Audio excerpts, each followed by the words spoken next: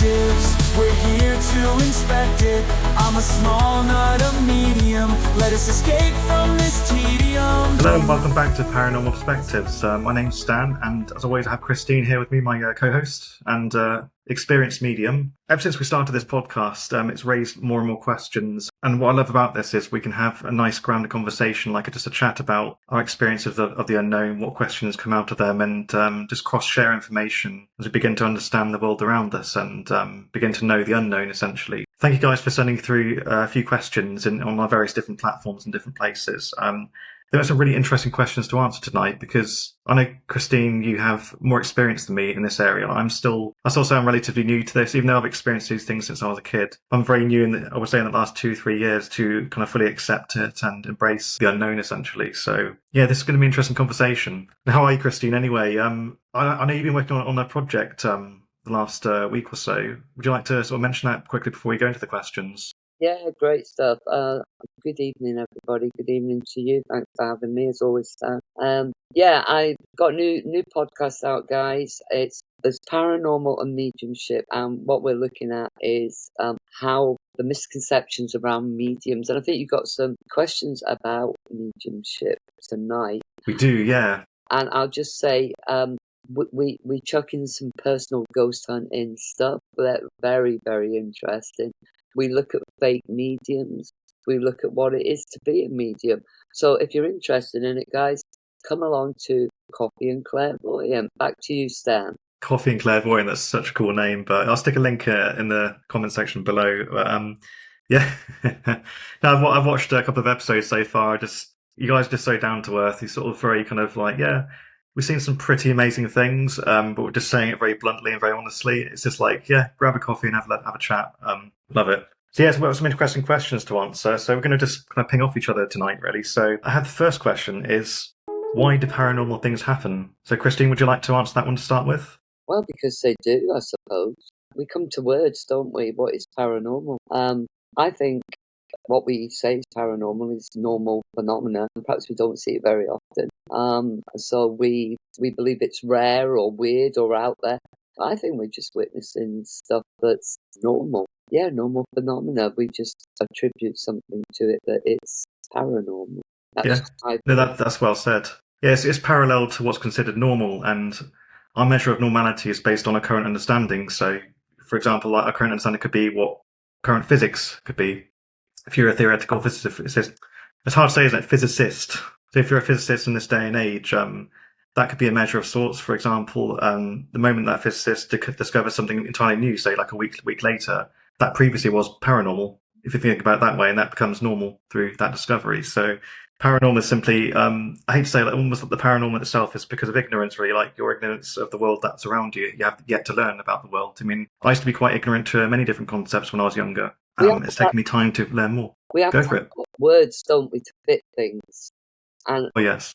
And I think that's where the problem lies. We try to put things in boxes and name them, and we can't, we see things that we can't explain. But yeah, I think they're just normal, and we're seeing them. And more people are seeing them, of course, aren't they, now? Which is exciting. Oh, yes. Which is exciting. Yes, with the advent of phone cameras, I mean, gosh, but back in the day, it used to be that like the actual camera itself on a phone was like detachable. You could take one photo at a time. It was so low res you could barely see anything. Now you have even smaller phones that can take ultra high res images and video, voice recording, like the amount of EVPs you see nowadays, and video recording of UFOs. And the EVPs really, really interesting. There seems to be a lot of really good ones happening. They're clear, and as technology improves, I guess we should expect that. And you say about the UFOs, how many people have got UFOs now? Okay, they might not all be real, but there's some interesting stuff out there. So yeah, that wasn't normal at one time, was it? And the more we see these things and become accustomed to, they come into normality, whatever that is. So I suppose I'd ask the question, like, is the word paranormal nowadays still relevant, or does it still have time, in our day kind of thing? Like, as more people seem to be discovering things they don't know, like, do we need the word paranormal anymore? I think we do, yeah, because it just speaks of open-mindedness, weird stuff. Everybody, I think it's a good word. I like paranormal. Yeah, I think there's a nice following because there's like a connotation when you say like the paranormal now. Because I think years ago, like people who would say the word paranormal, you have that association that the person who's talking, maybe there's no validity in what they're saying. They could be mentally kind of unaware of various issues that could be influencing them, so on. But now I feel like paranormal is beginning to have a new meaning. It's part of like this great adventure of knowing and exploring the beyond. I think it's growing up from going. Yeah, that's great. Growing up, It's yes. growing up, and that's good. And you've got all these great people out there that go off and ghost hunt and get their equipment out, and together, they're creating a body of evidence of stuff that we can't explain, but nevertheless, they're wonderfully curious and should be explored. So the next question, it's all kind of linking into the mediumship conversation, though. It also kind of aligns with your podcast as well. So, how do I know if a medium is real? Yeah, it's funny you should say that. Good question. Always be skeptical, open-minded, skeptical. For me, how do I know a medium's real? Is by the evidence that they can give to me. A piece of evidence coming from a complete stranger that is yours, and you know that nobody else knows about. You've got to ask the question at the very least, what's going on here? How does that person know that? And that's the way I think we should judge mediums, by the evidence that they bring forward. What was the question again? Have I addressed it? No, I think you have. Yeah, how do I know if a medium is real? So, I mean, there's so many measures when it comes to that as well, because is that from the standpoint of somebody who doesn't know about mediumship, or is that from the standpoint of somebody who is a medium? That's the thing. Like, I suppose that this be me more so asked from somebody who maybe isn't a medium themselves, but is just interested in that. So I suppose, yeah, if you're, I hate to use the word layman anyway, because I feel like it's disrespectful though, but if you're somebody who hasn't had direct experience of that just yet, how can they tell the difference? The difference is a good piece of evidence is something that can be checked. It's checkable. It's not generic, like I've got your grandmother here in spirit or something like that. I want to, for a good piece of evidence, I've got your grandmother here and she's telling me when you were 16 you fell off the thingy into the swimming pool and you broke your leg. That's evidence. There's your evidence, those specific things. And that's how you tell whether a medium. And we actually do a whole podcast on fake mediums. I mean, there are people out there that I don't believe you will ever get a fake medium, because somebody that is working with spirit can't fake. It goes against everything a true medium is. But you've got a lot of people out there that will just fake anything. And sadly, there's a lot of people that fall for it. If you're looking for a good medium, ask around, get one that's credible. Don't get it off TikTok. Yeah. There are a few, but there are a few genuine ones on TikTok as well, though. But I think it's more because TikTok is designed to be like an entertainment platform, and I mean, there's nothing wrong with that. No, not. But some people misinterpret the intentions, I suppose. I think what it is a worry for people that feel that may be vulnerable, grieving, that will go to somewhere like that and not get the real deal coming back. At a time when you're grieving and you want to make that connection with that person, you're desperate, and people will, go to places where less than credible people are doing it. If you can hang on and see a medium on a one-to-one basis, that's the way. And if they bring through the evidence, that's how you know a medium's not fake. The evidence. Got it. Yeah, that makes sense. Because linking to that, I mean, just talking about my first-hand experience, Penny, who was a medium we had on an earlier episode in our Big Small Medium range of episodes, she was the first actual real medium I met, and the first medium that also convinced me that there was something more to this. It wasn't just any form of entertainment anymore. It was a real, genuine thing. Yeah, she's somebody who came into my life many years ago, and I don't know, like the first time I met her, and she's actually a friend of my mum's, she had this weird look to me, like she just looked at me again, this strange look of thinking, like, have I got anything on me? Like, I still got shaving cream on because I was on a rush. I was in a rush on my way to work at the time, but she gave me this strange look, and it's almost like she knew, but I knew something was up. And basically a couple of days later, like she came to our house again to visit my mum, and she had a chat with me and said, look, okay, my name's such and such. I really want to say something to you, but don't freak out.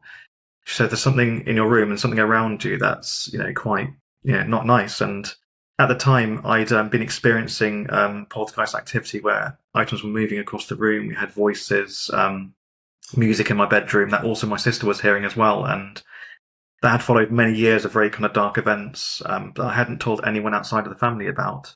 Through this experience, like, she somehow knew the experiences I was having, but I hadn't even told my mum about those things. I kept it quite close to my chest at the time. The freakiest thing was, she told me about this thing, and she said, okay, I'm going to deal with it now. And as we explained the events, she explained it to my mum as well, and my mum believed her because good friend of the family she was. She said, I'm going to deal with this thing now. And long story short, she had this almighty fight with this entity in my bedroom that had been there for quite some years and had followed me from hospital for many years. And I used to see it in some evenings, some nights, and used to be like a dark figure in the room. Had like black skin, but almost like charred, as if it was burnt, but it wasn't human as well. That was just the skin it had, with quite light, almost glowing eyes. You could see it in the dark, but it wasn't like glowing light emitting too much light, but it was just there. And it's this horrible present, very malicious thing. So she had this interaction with it, and eventually kicked its backside really out. I don't know how she did it, but apparently, it was quite a big fight, and eventually she got rid of it, like I say. And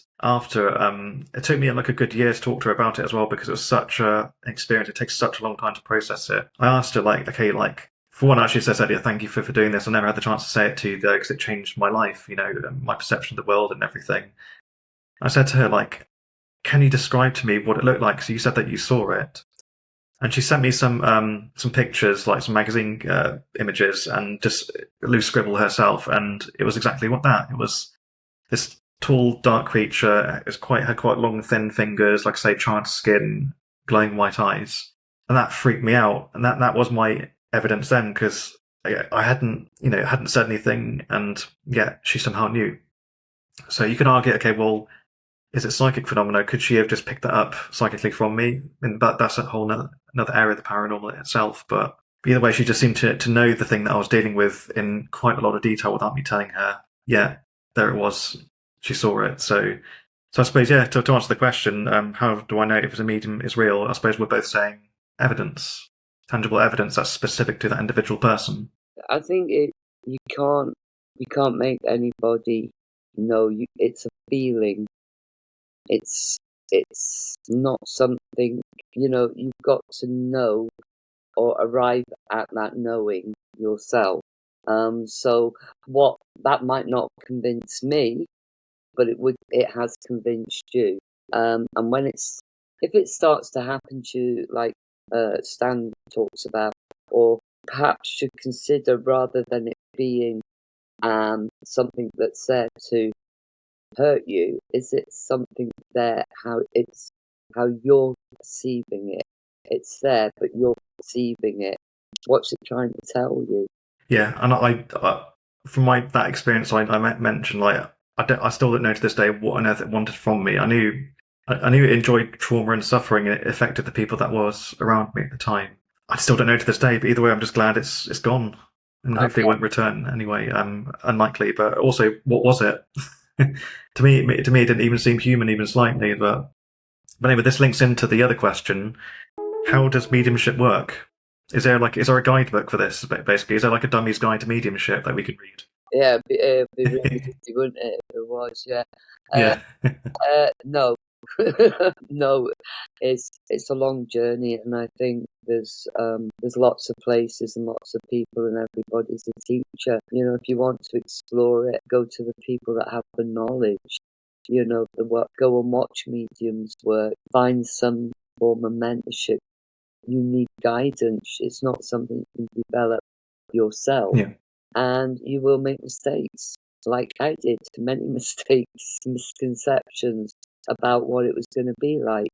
And it's a lifelong commitment. But mediums, there's a lot of fakery in the world today, but there's an awful lot of good mediums that work really hard, and they do bring good stuff to people and help people. So yeah. Well, they certainly do. But I've met a couple so far, and I've time and time again have shown me there is more to this. I mean, I've met a couple that I felt like, I wouldn't exactly say they were completely fake, but I felt like they were so into what they were doing in terms of the way that people reacted to them, like it was a performance, that I had a feeling that they were almost stretching information just to get a reaction. It's almost like the reaction was validation rather than the healing that it brings. I think But you we kind of know in your gut sometimes as well whether someone is genuine or not. I think, the more that you learn, the more you want to get good evidence. It's like a scientist, I would imagine, because it's a really important question. If it proves that life after death is a truism, um, and our consciousness goes on, it removes fear, doesn't it? So Yes, what absolutely. we should be searching for the very best evidence. We shouldn't be grasping it, and when we will know in our hearts. That's it. I can't deny that. And again, we discussed it in the podcast. Yeah. Yeah, absolutely. And it also answers sort of my side of like how does mediumship work. No, I still don't have an exact explanation just yet though, but I just explain it as a radio. Radio receives a signal, and ultimately it converts the signal into data, and the data into sound. And that sound is obviously the output of the medium, so it's up to the medium to interpret the data it's receiving. Obviously, being an intermediary point, a medium. Yeah. Oh, you're right. You're absolutely right. You are literally the person in the middle. And again, we all experience it differently. But yeah, you're like you say, a radio. It goes in and it comes out, and it's how you interpret what signs and symbols and things that you get. But it's a great journey. It's a great Oh, journey. it is, yeah. Like I've always been the reluctant medium for a while, and even now I still grapple with like, am I not? Because I feel like compared to some other people that I deal with, I feel like I'm not exactly that, but not exactly this. But there's no singular definition of a medium as well. There's so many different kinds with different specialisms, and Again, I for think example, like Penny can see things. Like I know you're a very good clairvoyant, it's seeing with me. Um, that's a right? problem. We sometimes compare ourselves, and we really shouldn't. Or we compare ourselves to these people that are famous. It's like in anything, you're always going to get people that excel. If you think about it, we could probably all drive, but not all of us are Lewis Hamilton, right? And you, you know what I'm saying? You get the rare Yeah. people that are like, whoa, amazing. Most of us are just sort of in the middle somewhere. And I think once you start comparing yourself, it's always going to be, yeah. But it's hard not to, obviously.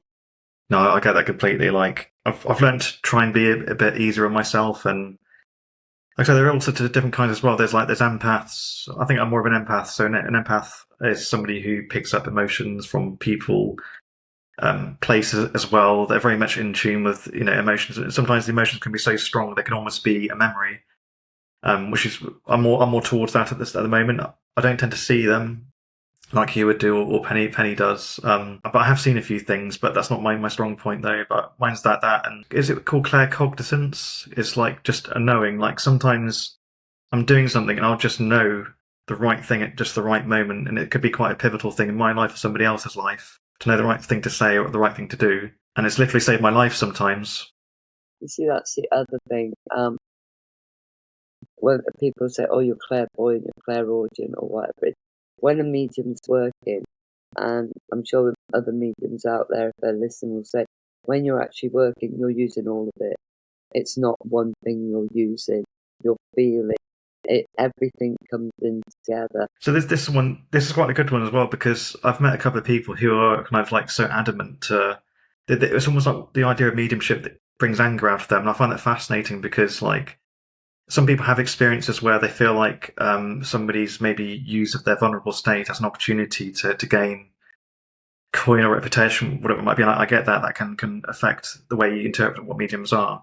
Yeah. Some just seem to be like, could be from a religious standpoint as well, or culturally as well, that we're told to not believe in these things. But yeah, so this leads to this question: is I don't trust mediums. Why should I believe them?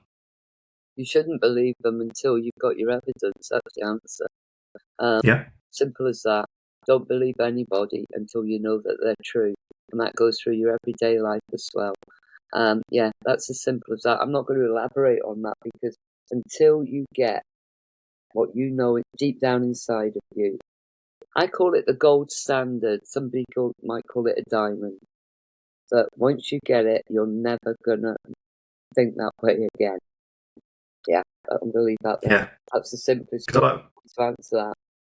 So I've described it as like almost like falling in love. It's like you know when you know. Like there are measures that people put on you and try to describe to you when certain things happen and what to do, but they don't always tend to feel right. And then one day you'll discover something, whether it be an experience or a memory there, that completely blows apart your perception of reality. And it can be quite a scary feeling, like when you realize that the story that people have told you isn't the story. There's something bigger beyond that. Yeah. I fought against it. Admittedly, Alex, I fought against it. A number of pretty crazy things that have happened to me, but in the end, I've learned to trust it. I mean, like I said, I've seen poltergeist activity. I've seen incredible events, out of body experiences, and all sorts. Yet I've still fought against even my first hand experience, let alone obviously others. So yeah, no one can ever totally tell you what to believe. That's the thing. It's completely okay to say I don't believe mediums yet. Yeah. And maybe you never will. But that's okay. It doesn't make you an enemy because you don't believe in what we believe or another person believes. Like it's okay to say, look, I haven't seen it yet. Yeah. But maybe one day, maybe not. I mean, if somebody told me there was, if I'd never seen a kangaroo, and somebody told me there was in Australia there was an animal that sort of bounced around with its baby and sort of in an apron in front of it, be like, yeah, whatever. But we have kangaroos, don't we? And that's a very good analogy. I think we have to experience it for ourselves, absolutely. And nobody should, if anybody ever tries to force their opinion on them, tell them to do one. Sorry.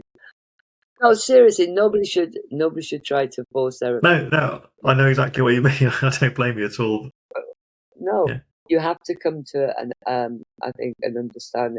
It's the same as ghosts, and people say, "Oh, I don't believe in ghosts." Why not? Because I've never seen one. But if you did, how do you explain that?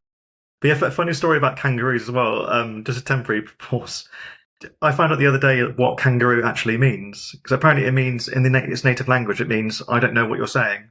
Really? It sounds nuts. So the first people that came from abroad to visit Australia, to visit the natives at the time, saw a kangaroo for the first time and trying to speak their language to them. Obviously, the natives couldn't understand what they were saying, so it obviously was pointed towards this thing jumping around. I said, "What is this? What is it?" And they were saying, "Kangaroo, kangaroo." And obviously, kangaroo means I don't know what you're saying. Like, what are you saying? So kangaroo is actually called I don't know. Oh, right. Brilliant. But again, that's somebody also molding your reality. So you've always called them kangaroos, but have you ever questioned why you call them kangaroos?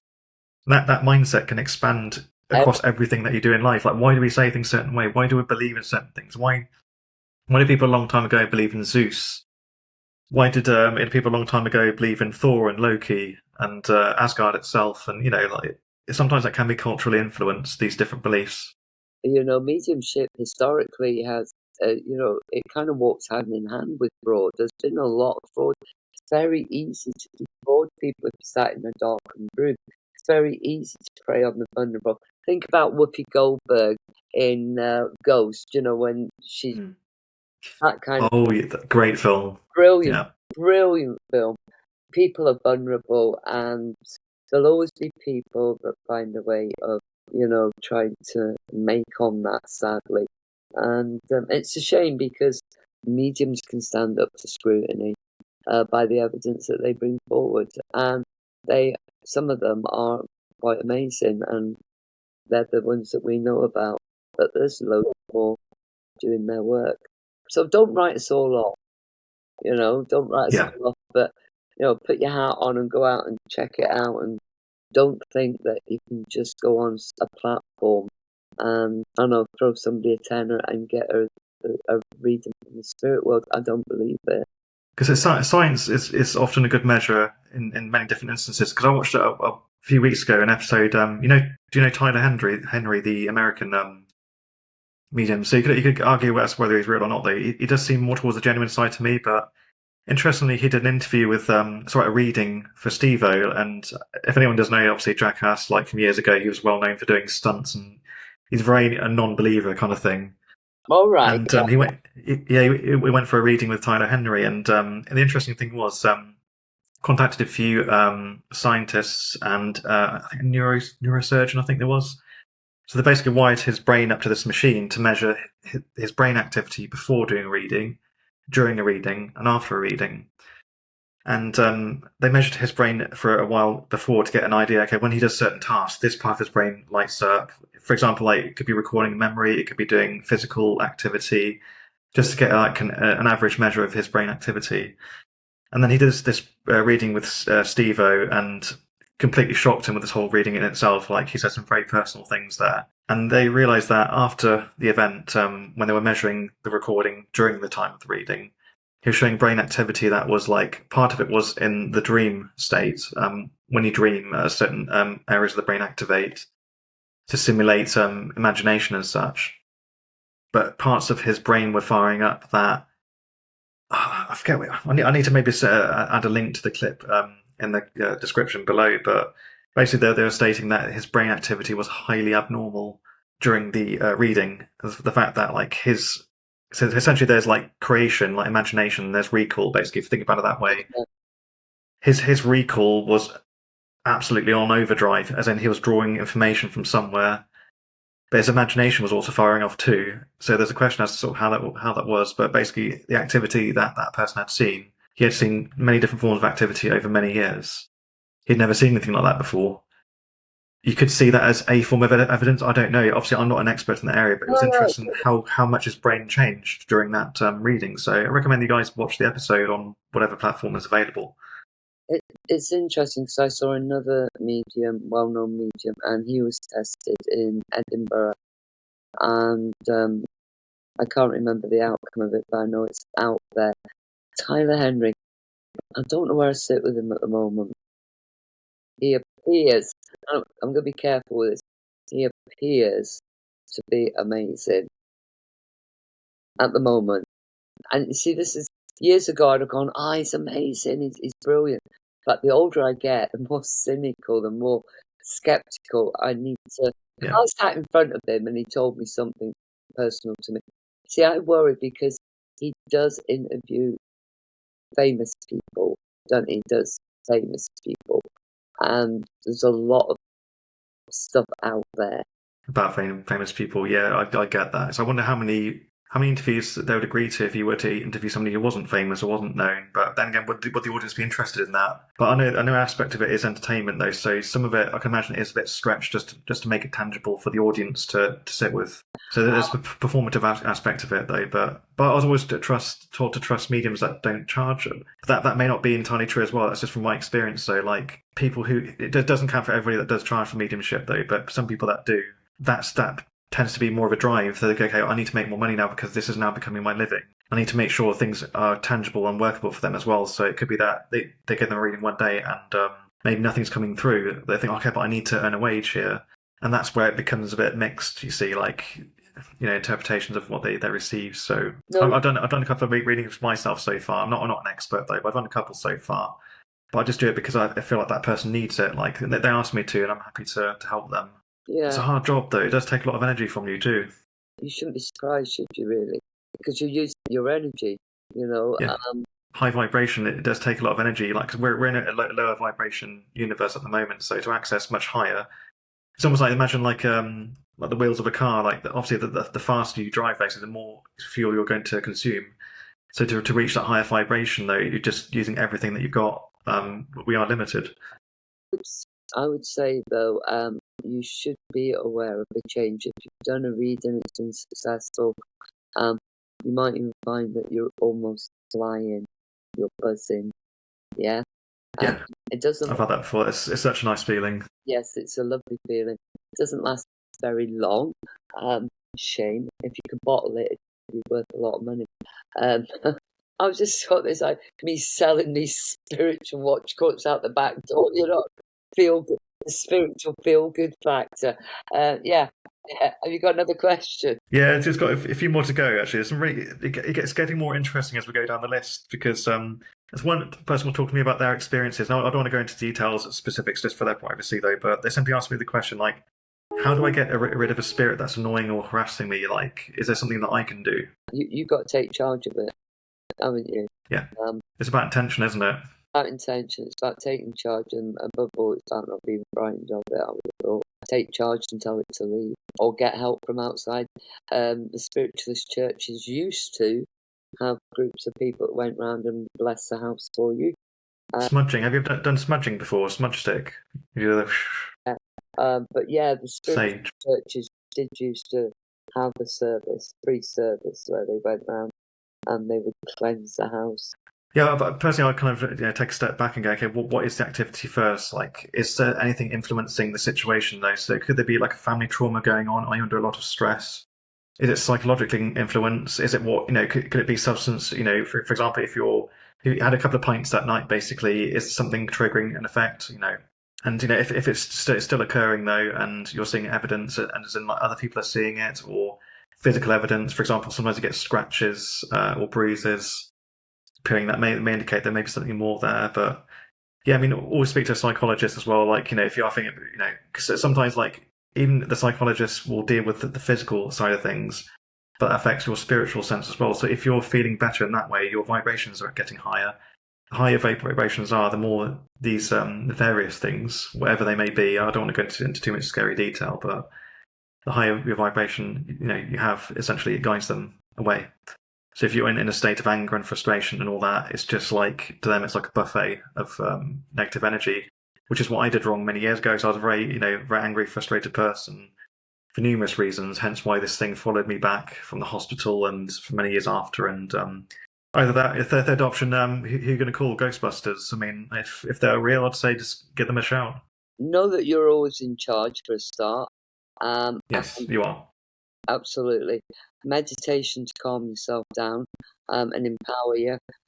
Reach out to guides, ask for their protection, tell them to keep them away from you. You can actually do stuff and tell them they have no right to be doing this to you. Yeah, absolutely. It's like dealing with a person, really. Like, if someone's going to be like poking your beb out and just annoying you, like, you have every right to tell them to shove off, as you say. But yeah, next question. Will you ever comb your hair, Stan? Oh, I love it. Simple answer, no.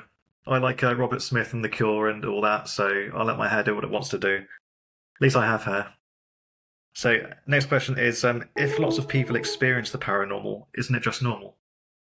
Yes. Yeah. No, that's a good question. But I suppose that goes to the first, our initial questions about, is paranormal relevant? Yeah. I think maybe, in 100 years' time, we'll see something.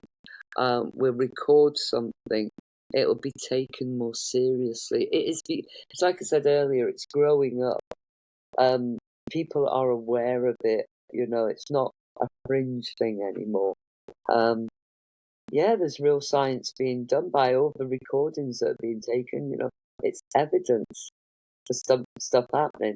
And yeah, one day the paranormal will be no more. It will just be, oh yeah, I see that all the time. Yeah. So I think that only a long time ago, people used to see it as magic, like the idea that you can create fire from nothing. Like, yeah. Now, obviously, we have the combustion engine, we have, I don't know, home cooking and smoking, unfortunately. But like, it just takes time, and there are things that we're doing in 1,000 years' time that today would seem like magic. Well, if you like the creation of energy from nothing, for example. You think about the first person that did something with metal or did something with fire, and everybody went, whoa, how did that happen? And like you say now, I mean, I've got about 12 lighters in front of me. We can just get a light like that. And yet at one point it must have been pure magic. People would have been in awe of it. So yeah, maybe Yes. a couple of 100 years. I think there'll be a definitive piece, like a picture taken or something that will nobody. It'll be the crossing of the worlds, I think. Yeah. I think more because of the internet, obviously, and it's more accessible. You can sit and watch people's podcasts. You can sit and look at their evidence. It's not going to be the fringe thing or the scary thing anymore. It's going to perhaps grow up. Yeah. Yeah, I tell you what, but it's like, yeah, sorry, like metal detectors were hated by archaeologists at one point, weren't they? yes. It was like they were really looked down on. And now, of course, the archaeologists are working with metal detectors. So, I just love the phrase that metal detectors were looked down upon. Brilliant. I don't know if you intended that joke, but that's brilliant. But it's us getting smarter and it's us understanding the world a bit more. That's the thing. We're growing up. We're learning more.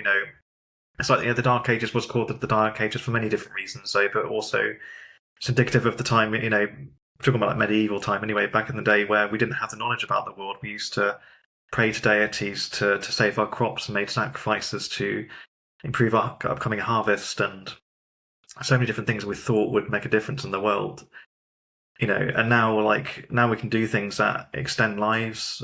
It's like the fact, like during the 80s, if you were diagnosed with AIDS, that was a death sentence then. absolutely, yeah. Nowadays, like people, at the very least can just live with it, just live a normal life and have the right drugs and all that, though, like in that short time, like early 20th century, we went from the Wright brothers flying plane for the first time to landing on the moon.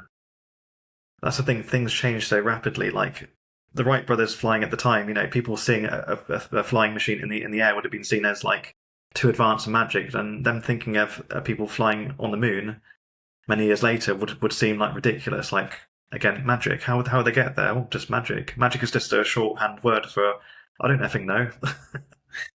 That's the thing. It's just shorthand. So yeah, another great question as well.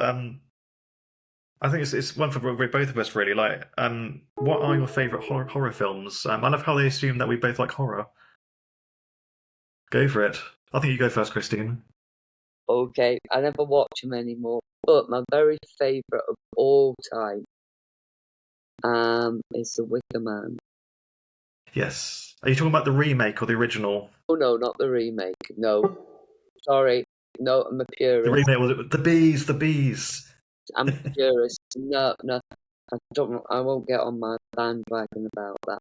No, I just love it. It's got because it's not actually like horrific, is it? It's not like Saw or any of that. Yeah, but it's like brooding. It's like a slow build, isn't it? It makes you feel really uneasy. Yeah, It's an intelligent horror, because you've got this sense of menace and all the way through it, and of course it's only when you see it at the end and it all starts to fall into place.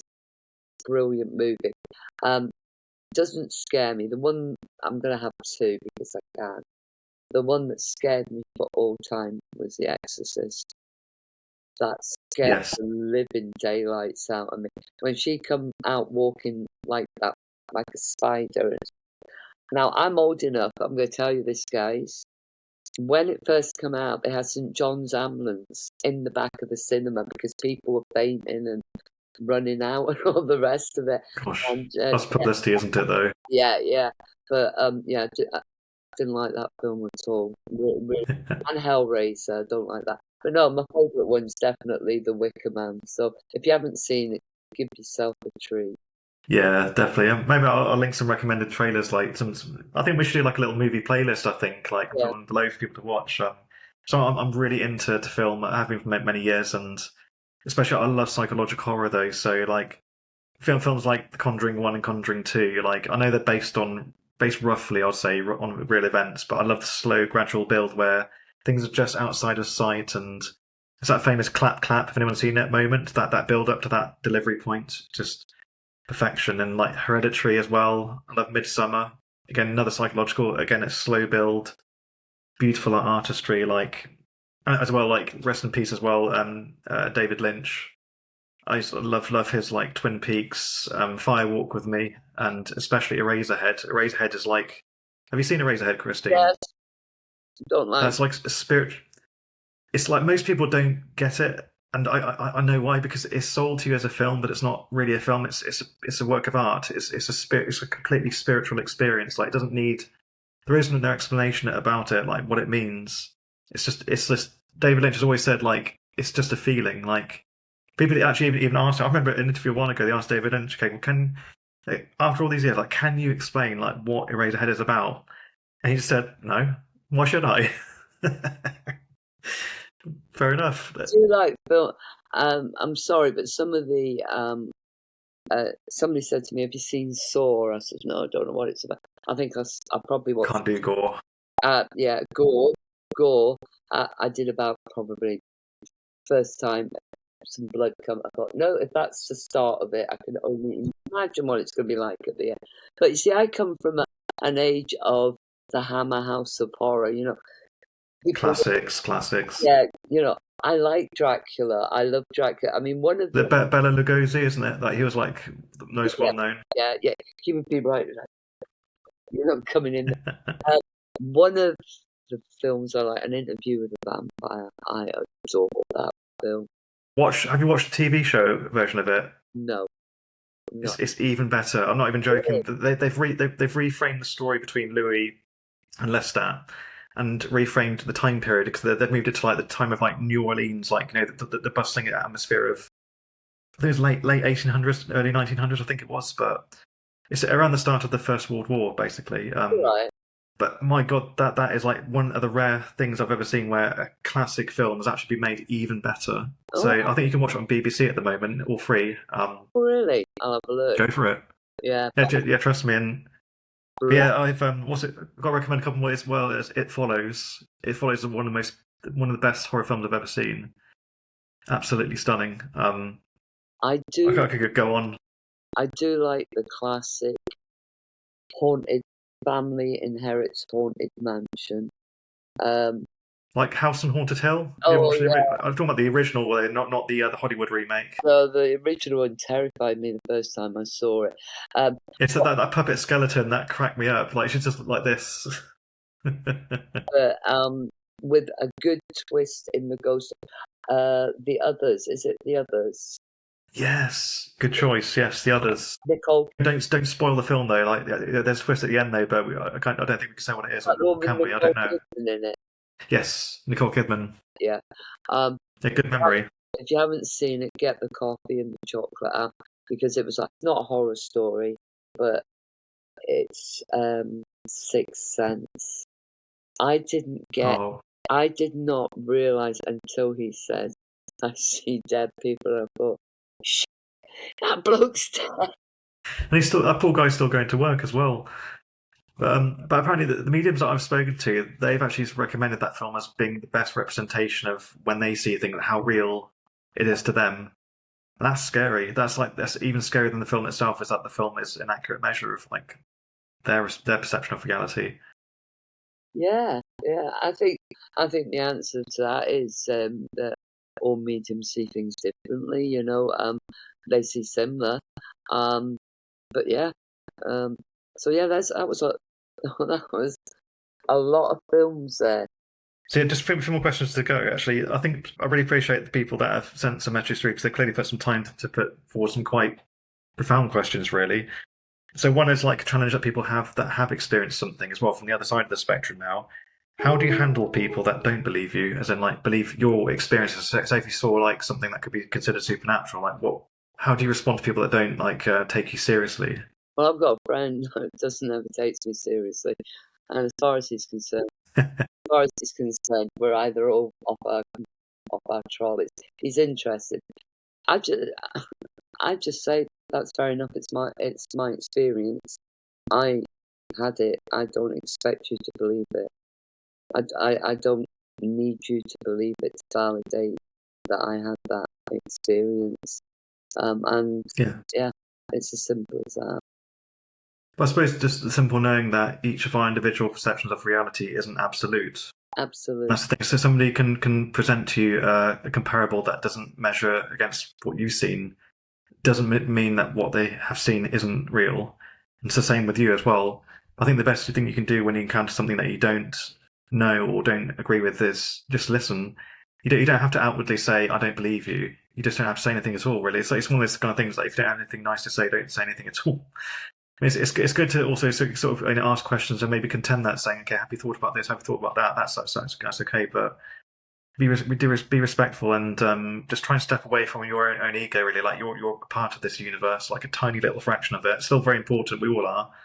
We can't just think our perception of reality is everybody's perception of reality. We're all working with different lenses and different Yeah, machinery, really. have a healthy skepticism about things. I mean, I used to be quite skeptical about EVPs, and all the variables and all the things that suggestion and all the rest of it.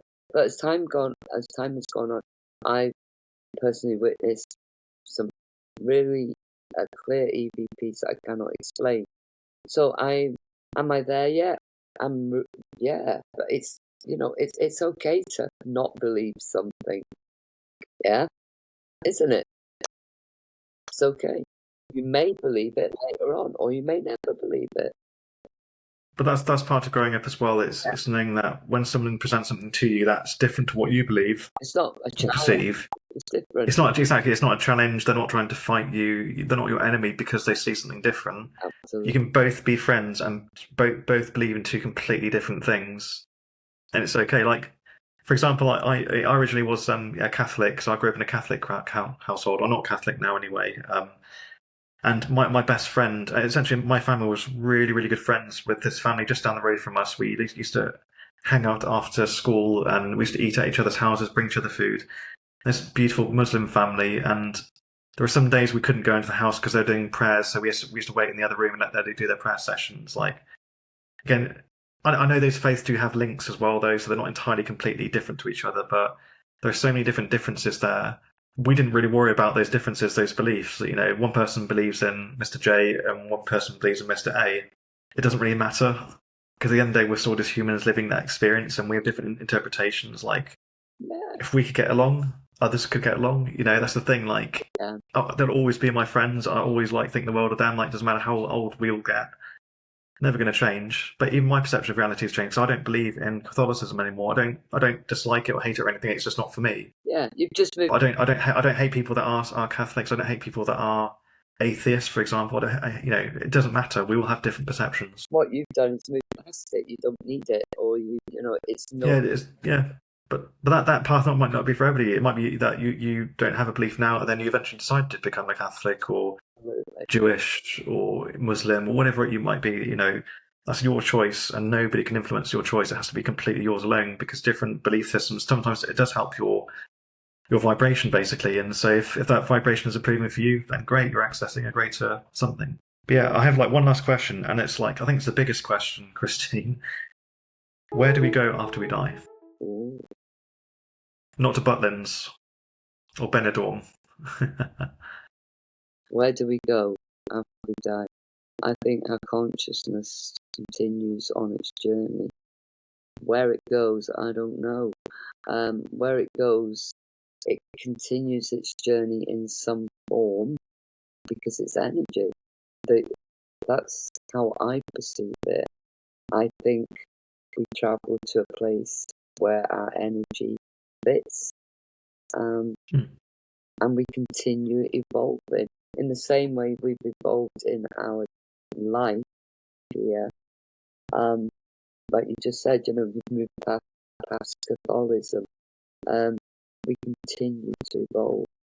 I do not believe for a minute that we only get 60, 70 years, and everything you are and everything I am and everything all those lovely people that are watching this are, all that stuff is just wiped out like that.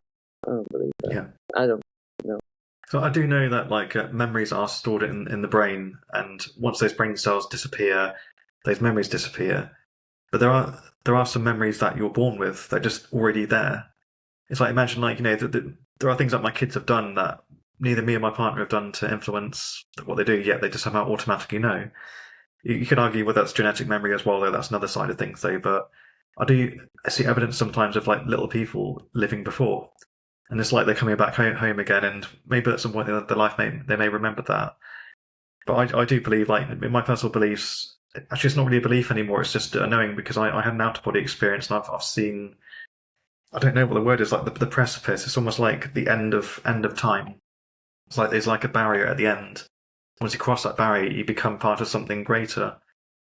And so I do believe from that experience that you do go somewhere, and that my consciousness, my Stan or whatever I may be, isn't localized in this meat Was it meet shield or meet what's the word? Meet car, meet vehicle. You are. Either way, I know. I'm not here. I'm being transmitted ultimately. I see it like you are the Stan that I know is a facet of a far larger diamond. So at this point in time, you're experiencing this existence, but you will go back and join the bigger part of you. We're all more than what we think we are. But we're tucked inside this little physical body at the moment. But that leaves. That certainly leaves when the time comes to the physical to give up. It's like an old car. Yeah, no, that's a good way to put it actually, because Yeah. I've grappled with this idea, and I don't know if I believe in it or not yet, though. But I spoke to somebody a while ago who said quite profoundly, really, like, I mean, I've always been taught me and I is a singular, and that this person, they said, from their experiences, their first-hand experiences where they've gone beyond and everything, ultimately say that your you is multiple parts. So one part of you is here operating here, other parts of you are operating somewhere else. So you could also be one tiny facet of a greater you, and the greater you could be a tiny facet of something else. I don't know what's beyond, because I haven't been allowed to remember the memories of what came before and what came after. All I can do is I can feel which way I'm going. You've got plenty of time to find out, though, haven't you? You're only. Yeah, well, hopefully, I've certainly woken up over the last few years, and it's empowering, but it's scary as well, because part of it was owning what has happened to me before, all the scary, supernatural, crazy stuff. It's owning that and no longer letting that fear me. But also, it's scary because then you realize actually, like, we're on this tiny little island, this temporary moment in time. It's like a flicker, really. And then there's this massive, vast beyond of everything and anything. And that in the human mind is hard to envisage. Like, can you, Christine, like, imagine what infinity is? Like, if you imagine infinity, like, as a number, for example. No, it makes endless. my head go inside. Yeah. But we're programmed to work in, like, tangible, like, singular places for a reason. But that's part of it. That's part of the great adventure, really. And hopefully one day I'll be able to answer it, because my book Paranormality, I think it's out March next year, and that will go through a number of different experiences like this. So, but I've actually started work on the sequel to it as well, which I won't tell you guys what it is just yet, though. But part of it is asking the bigger question, like, it's what happens when you go beyond the beyond, and that's the thing. So once you realise that there's something a bit more, what do you do next? And that's like the idea, and it's like sometimes it's a scary question, because it's humbling, because you realise how little you know and how little you can do. But at the same time, it's the most wonderful, beautiful thing to realise, actually, like, there isn't just one vast garden. There's an infinite number of gardens out there with many different plants and creatures and everything. So like I say, it's both profoundly beautiful and profoundly frightening. It's like that ambivalence, and that's what I'm hoping I'm going to try and describe in this book. I'll do my best there. I'm not the best writer in the world, though. I'm getting there. But so like I say, what happens when you go beyond the beyond? Is that all your questions? Oh yes. To be fair, I've got loads of questions myself coming from all of those, and we could go all night, though. But I don't want to send you to sleep, Christine. But no, thank you for being here, having the discussion as always. And I really, really want people just to ask questions in the chat below, or just send a message direct, whatever. Like, I'm happy to answer some more questions in the future, because we're going to have some more guests down the line as well, and we can kind of filter those questions into them as well to get an understanding of their experiences. Yes. And you're right. Start a dialogue. Talk about. Don't be afraid to say, I think mediums are all fake. Okay, that's that's okay. That's absolutely all right. I'm not gonna get on one and go, I'm all defensive, because I know that that's not the way to do it. We're all on a journey, guys. We're all on a lovely journey. Precisely. And we're all learning little bits and tidbits. And it's like being in a supermarket. You don't take everything off your shelves. You take what you want, and go on your journey. So sorry. Well, I always grab the custard creams. To be fair, I mean, that's like a standard staple. I think best biscuit. Anyway, thanks again, Christine. I think I can conclude the round of spiritual interrogation for us both. But thank you guys for answering the questions. I really appreciate that. Yeah. Some really good ones there, actually. Anyway, stay tuned for the next episode, and I'm organising some more guests in the future. And I would love Malcolm to come back at some point, but I think he's really taking off as well. So Yeah. he's on the. I think. Do you know Christina? Christina Gomez. Christine. I don't think I do. She's a speaker. She kind of focuses more on ufology than the paranormal world. But he was on. I actually recommended that he have a chat, with her a while ago, and it just happened to kind of come together as well. So I don't know if he had that already planned in the background though. But it was a great conversation with him on there as well. I have some more questions about the whole ufology thing that's happening at the moment. Because it seems to be like hitting like the pinnacle at the moment. And, a lot of big things are happening right now. Yeah, It's fascinating. a friend, I've got to try and find it. He was watching with me the other night. If anybody recognises it, I can't find it on any of the platforms. Woman, I can't remember. She's like in her 70s. Her father found a piece of after the Roswell crash, and so he doesn't know what it's called. So I'd like to watch that. Yeah, it's all out there. It's coming out. Yeah, send me a message, tell me which one that was, because I'm open to that. I mean, I've been watching more kind of UFO stuff recently. I just excited for you kind of unexplained experiences myself, actually. I began to ask questions, and it also aligns with the theory that I've had for many years, and I haven't really sort of mentioned it much until recently, though. But yeah, it seems to be kind of coming into reality without me having to spread the message, basically. So it was a good hunch, let's just say. But yeah, that'll be for another episode. But you have an amazing evening, Christine. Thank you again. And give all of your lovely animals lots of hugs and kisses. Oh, God, I will. Take care. You take care. And good luck on your podcast anyway. And I'll share, like I say, I'll share a link below. Good on you. We'll share you. Yeah? See you. You take care. Have a nice night. You take care. Bye, everybody. Bye.